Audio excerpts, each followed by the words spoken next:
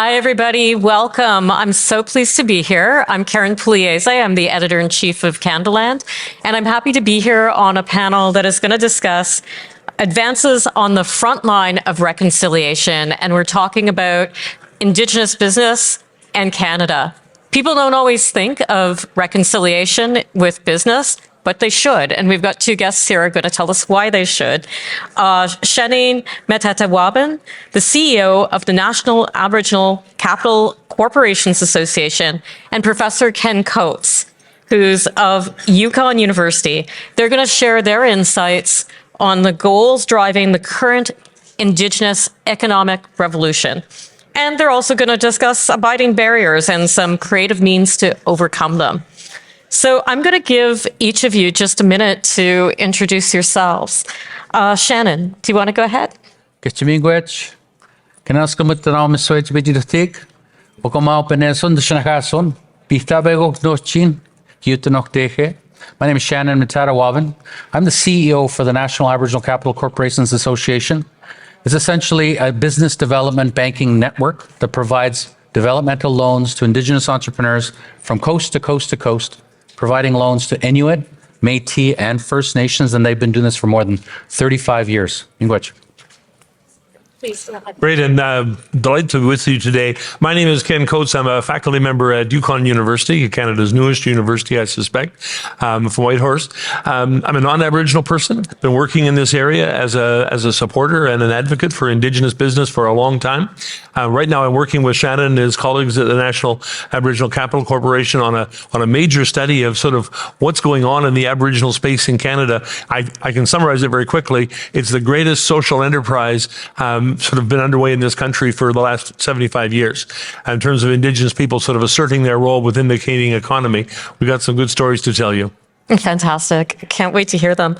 So the description of this panel presents reconciliation as or business as the front line of reconciliation. Could you elaborate on what you mean by that? And also, what do you think is driving it? Shannin, could you go first, please? Well, in Canada, Indigenous people have been spectators to the natural erosion of their territories. And they are now prepared and they are demanding a seat at the table to ensure that they're sharing the prosperity from Canada. The minister was just speaking about Canada being attractive because of our critical minerals. Those critical minerals sit on the territories of the First Nations. And First Nations are not going to be easy to let those critical minerals be extracted without a fair share of those minerals. So we're here to prepare everybody for the partnership that's going to be forward, ensuring that the right stimulus is in place, the right tools and the right people are part of the process of reconciliation. They suffered the dispossession of their territories, placed on reserves, separated from the economy. They've been watching the world pass them by. The government of Canada continues to talk about the social spend on the Indigenous people. Well, they certainly are dependent on the government, and that has to change. If we're going to be moving forward, the share in the wealth of the land is required, and we have to support Indigenous business development to ensure that those social impacts on those families are felt throughout Canada. That's so well said, Shannin. So well said. Ken. Well, that was a great way of putting it. One of the things that people have trouble remembering is that when the land claims process started in Canada, the primary reason First Nations got into land claims was to end welfare dependency. Aboriginal communities despise reliance on government, and they're looking for an opportunity to get back into the economy that they helped set up. The Canadian economy, modern economy, was actually created through the fur trade. It was the greatest partnership in Canadian history. And I think a couple of things. We have real problems identifying what reconciliation is. To my mind, reconciliation will actually have occurred when Indigenous people have the level of prosperity they desire within a prosperous and successful Canada. You cannot have, the Indigenous people being so desperately poor in some parts of the country, while the rest of the country is doing so very, very well. So here's the story. Reconciliation is happening faster in the business community than anywhere else. Faster than universities, faster than the media, faster than hospitals and all this kind of stuff, faster than politics. The business community is actually leading this because of their support and engagement with Aboriginal people. We've seen some phenomenal transitions happen really only in the last 30 years. And the Capital Corporation here is a really, really great example of that. But you can pick the sector. Indigenous tourism, before the pandemic, was almost going to hit $1 billion a year in Indigenous tourism. It collapsed, and it's almost back up to that status already. The Indigenous people are leading the non-renewable sector. They've made hundreds and hundreds of investments in solar and wind and run-of-the-river systems and whatever. So keep this in mind. For almost a century, Indigenous people were stopped from participating in the economy. It wasn't that they didn't choose to be left aside. They were blocked. There were all sorts of rules and regulations. And only very recently have we started to create space in Canada for Indigenous folks. And one of the great stories is every time you create space for Aboriginal folks, they fill it really fast. They move in very, very quickly. So we got 1,000 examples, but one of my favorites, in 1999, Donald Marshall Jr. Took the government of Canada to court over the fishing rights in the Maritimes. The Marshall decision of 1999 came up, and basically it guaranteed Aboriginal people access to the commercial fishery for the first time. So that's more than 25 years ago. What's happened since then? There are more than 1,000 commercial fishers in the Maritimes of Aboriginal descent. There were only about 5 or 10 before. It was almost non-existent, right? Indigenous people own the largest seafood company in Canada, Clearwater Seafoods. They own that, and they're using it to build even more opportunities for Indigenous communities. This has become a multi-million, hundreds of millions of dollars worth of business. It's been hugely successful based on finally getting recognition of their treaty and Aboriginal rights. Indigenous people have been given nothing. They have fought for everything that they want to get. They've been successful. When they are successful, they turn it into economic opportunity. Shannin, you wanted to get in there. I just wanted to follow up. There's actually a blueprint for economic reconciliation in the National Indigenous Economic Strategy. Now, this was a strategy that was created by Indigenous organizations for Indigenous people and corporate partners and government to understand exactly what is required in order for us to participate and be equitable partners in the country. NIstrategy.ca is where you can find that. There's 107 calls to prosperity, and they're common sense. They're innovative, and there's a place for everybody to implement those strategies, because it's going to take all of us to ensure that Indigenous people are equitably participating in the economy and seeing their communities being on the highest areas of socioeconomic indicators. We've got to do something, because it's not good for Canada to go out there saying that we're a great country, but our people within the country are living in poverty, and we've got to really just all participate at the same level. Government departments have to work together, because there's a lot of different departments, and everybody has solutions. Thank you. I'm so glad we're having this conversation today. For a brief while, I was out of journalism and I was working for Assembly of First Nations. And that was back in the day when, you might remember Phil Fontaine saying First Nations are open for business. I worked with regional chief at the time, Angus Toulouse, and I remember him saying the only cure he knew for poverty was jobs. But it has to be done in a right way. And that's what we're talking about here today. But I think it's really important to get that message out, because there's almost like a stereotype that Indigenous people don't want to get out of poverty. And this conversation's been happening for a while. So we're hearing you guys talk about Indigenous people tackling almost every opportunity that they can. Why is this ever increasing activity happening, and what's the goal? I think that Indigenous people are looking for any opportunity that they can for opportunity, for prosperity for their communities. You're living in a community that has 90% unemployment. You have a youth population that's growing faster than the Canadian population. We've got about 1 million Indigenous youth that are going to be looking for a future. They're going to be looking for a job. They have an opportunity to participate into the GDP of the country, but they also have an opportunity to create a business. So we just need to provide those support mechanisms to ensure that Indigenous people are thought of as an option. I support the immigration policy, but you have people that are within Canada that are from this land, that own this land, that have been from this land. We should really invest into them to ensure that they're participating fully and wholesomely in this country. Thank you so much. Ken, your insights? Well, I always find this so really interesting because people are still surprised when they hear about Indigenous entrepreneurship, and people sort of think, well, those are two words that sort of non sequiturs. They don't seem to go together. That's nonsense. It's garbage. And if you want to find the most potent force for change in Canada, and when I say change, I mean of any variety, in any kind, anywhere, it's female Indigenous entrepreneurs. They are the most frightening group of people in the world because they are powerful, they are motivated, they are determined. So one of the things to keep in mind here is that Indigenous business doesn't always look like regular business. It's profit-oriented, very successful, well-managed. So all those things are true. But Indigenous communities basically define success very differently. So what are the returns to the community? How many jobs are being created? Is the company involved in training and the mentoring of people so they rise up through the ranks in the professions? What can we? The definition of economic success, I think, is actually quite remarkably different. And so I also see something, I hope you don't mind me saying this because I think it's important. I think Indigenous people are involved in the greatest non-conspiracy I've ever seen. And I hate to highlight that, non-conspiracy. But basically, Indigenous folks are buying back the country.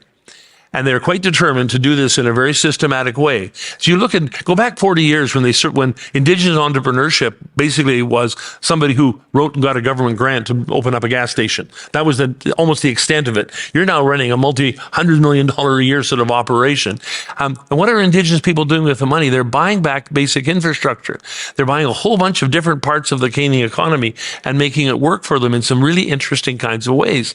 And so what's happening is sometimes opportunities are opened up for them because of historical injustices, and other times they're just creating them. So two examples. First Nations in Saskatchewan insisted they get control of gaming.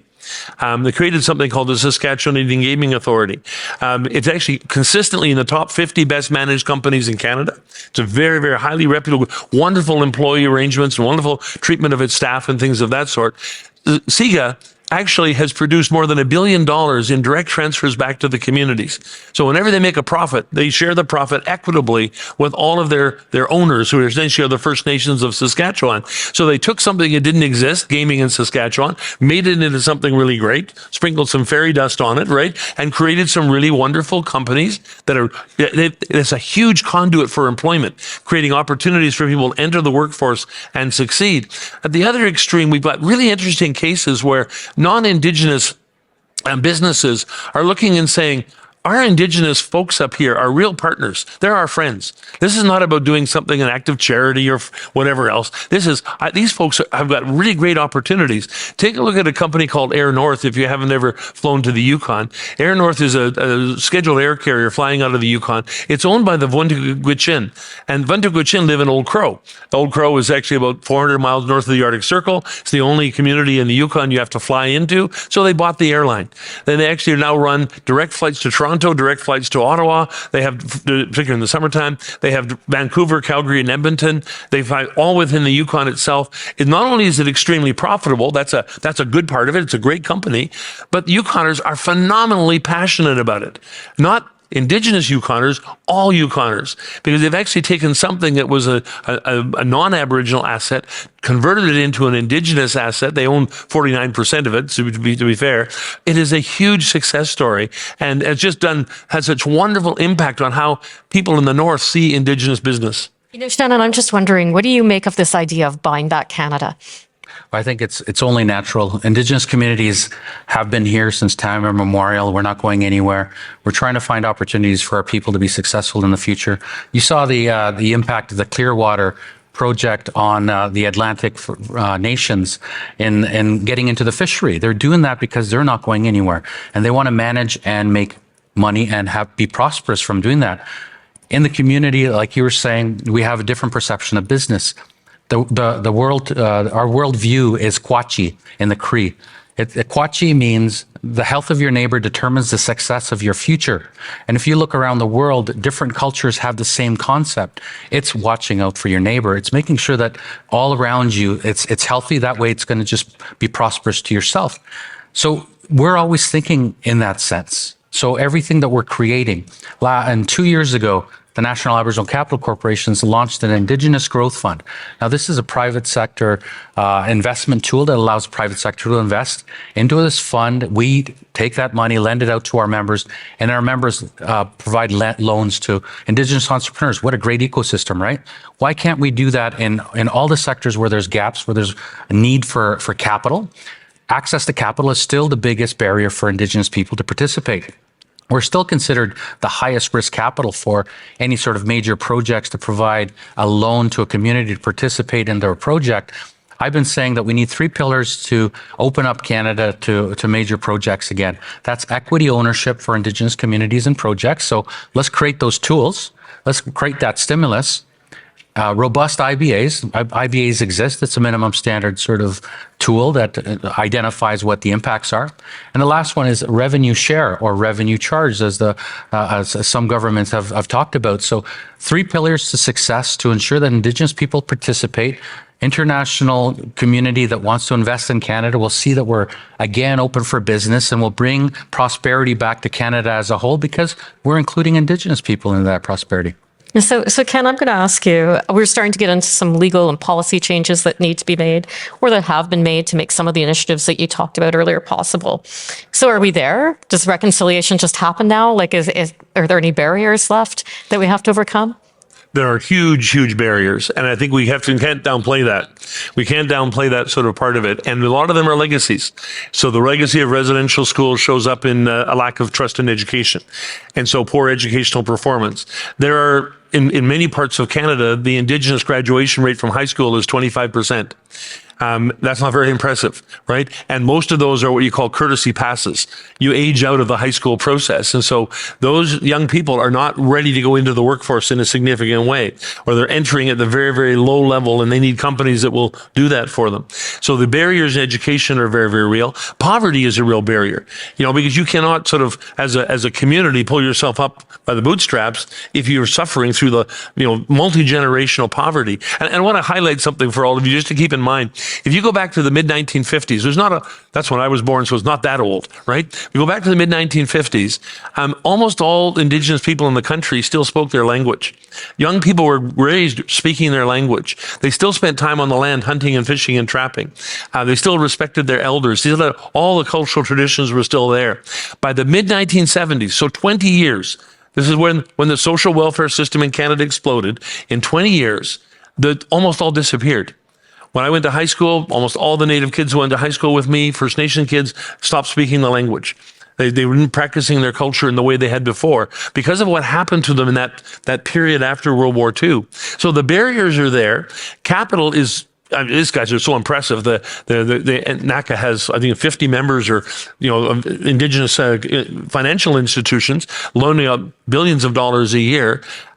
The Indigenous communities are creating their own organizations and they're responding. What's interesting is how different those organizations are. So you have chambers of commerce and different places, like wonderful meetings like this where you get together.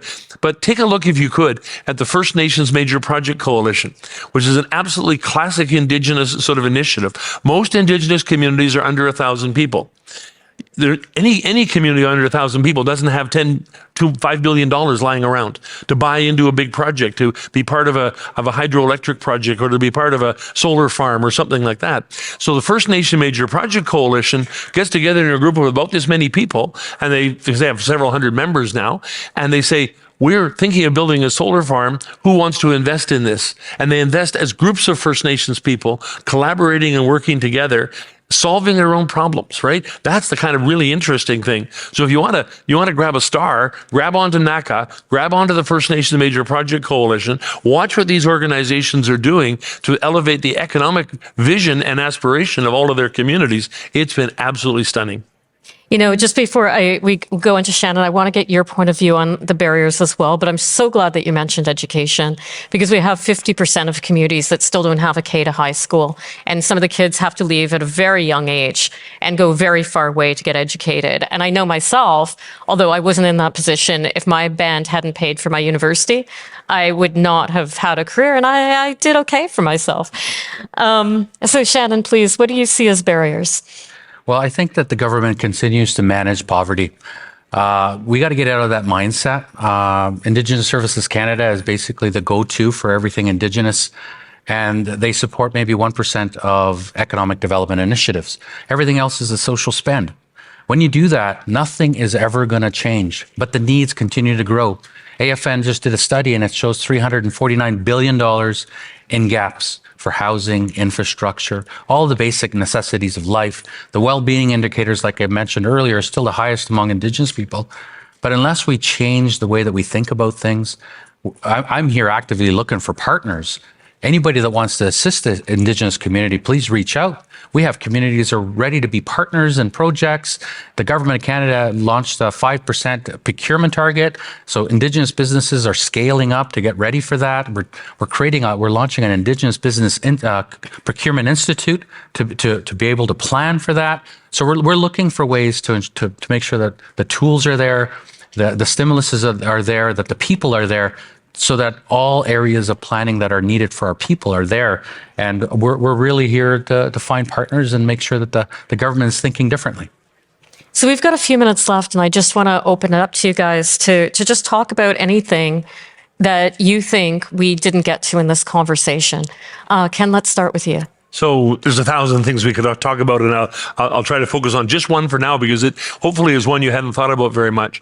About 35% of Canada's population is now made of new Canadians and their children. It's a wonderful addition to the country. It's made us stronger, more diverse, and very creative and all that sort of stuff. There's actually very few contacts. Very few points of contact between new Canadians and the First Nations. No bad will. It's not because anybody hates First Nations people, doesn't want to be involved with the Inuit and Métis. We just haven't built those ties. We need to take the entrepreneurial skill, the wealth, the resource, the business acumen that exists in the new Canadian population, which is such a powerhouse in this country, all the way across coast to coast to coast, and actually connect that up with First Nations, and to make sure that new Canadians know that there's a whole bunch of partners waiting to be partners with them to create opportunities. Indigenous people inhabit the vast majority of this country, the far northern areas. There's hundreds of billions of dollars of resource development there. Those communities are looking for partners in good faith. And when they find them, good things happen. We've seen some remarkable changes. And I hope you just don't underestimate the scale of what's actually going on. Fantastic. Shannin? More than 35 years ago, the National Aboriginal Capital Corporations Association launched the program that they have. It was a $240 million government program. Over 35 years, they've recycled that program 15 times to $3.3 billion in lending. So it's gone to work. It's basically incubating success on the community level. And those entrepreneurs in turn graduate and take on larger loans and do different things. So it's really a network that is incubating business in Canada, but we're still having to prove and demonstrate our case every year. Right now, I've got a business case to support the stimulus program that enables that network to operate, and it's really being questioned by government. Is this really what is needed? For me, it's common sense. You invest into a community with their capacity, with capital, with infrastructure, they're going to thrive. Right now, we just did a study with the Conference Board of Canada. We did $113 million in lending last year. That means that 700 people are going to be more food insecure. They were food insecure before, but now they're secure. 800 people are going to have access to houses. 900 people are going to be in better mental health condition, and 850 of them have better health indicators. So these are social impacts from our lending, and that permeates throughout society. And we're not even measuring the ripple effect in other communities. So by investing in Indigenous community, it's only helping all of Canada. Thank you.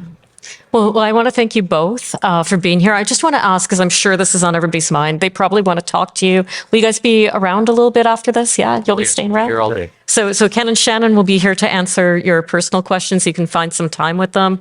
Thank you both for being here today.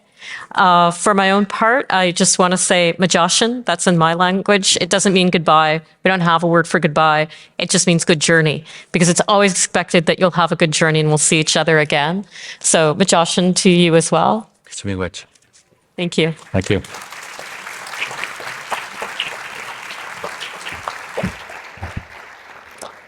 So thank you, Karyn, Shannin, and Ken for that important and informing discussion.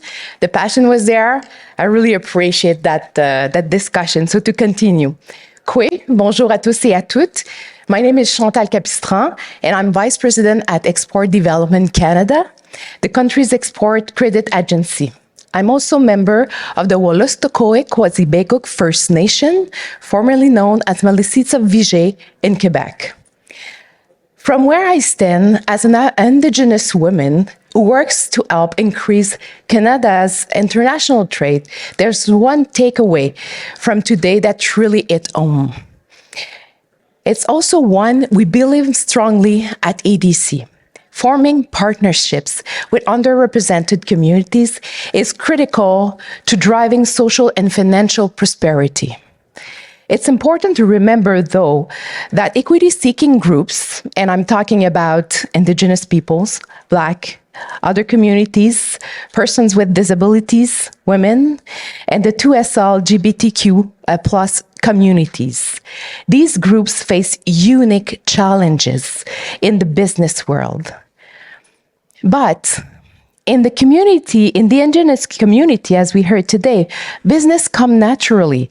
Long before the first settlers arrived in Turtle Island, or what today is called North America, trade and entrepreneurship were pervasive. Nations to nations, commerce flourished, contributing to posterity and self-sufficiency. The people's unique expertise, groundbreaking inventions, technologies, communication networks, and resource access underpin their commerce. And that entrepreneurial spirit lives on. Despite the challenges Canada's Indigenous people have faced and the hurdle we continue to. Over the past several years, more Canadians have confronted the darker aspects of this country's history. And we saw the national dialogue around reconciliation take a new urgency. There are many aspects to reconciliation, to renewing with the relationship between settlers and Indigenous peoples. These include recognizing rights, exhibiting respect, cooperating, and forming partnerships. And of course, there is an economic component to reconciliation, as we heard today. Today, many people in the Indigenous community are working to restore prosperity and financial sovereignty. Many with a keen eye to international trade as means of achieving these goals. One of the hurdles they face, as I mentioned, we heard that today, is accessing capital and financing. To mitigate this problem, we need partners in both the private and the public sectors to develop fair solutions and equitable access to capital. Governments and private enterprises need to listen, confront their biases, and commit to breaking down the barriers that make it harder to Indigenous entrepreneurs and communities to thrive. One example of this is the $150 million Indigenous Growth Fund. This is a fund NACCA managed, as referred by Shannin, and that EDC participate in. It allows Indigenous businesses to work with their Aboriginal financial institutions to access to the cash they need to grow. This is not only providing access to capital, but also providing it through familiar and existing relationships. Another example is the $200 million Inclusive Trade Investment Program EDC make available to Equity Seekings Group. We need more examples of these kinds of offerings. And because all Canadians, regardless the gender, race, ethnicity, sexual orientation, or disability, deserve to have the same opportunity to dream big, be daring, and take on the world. Merci beaucoup. Thank you again for inviting me here and for providing this platform to discuss this very important issue. Waliwan. Merci.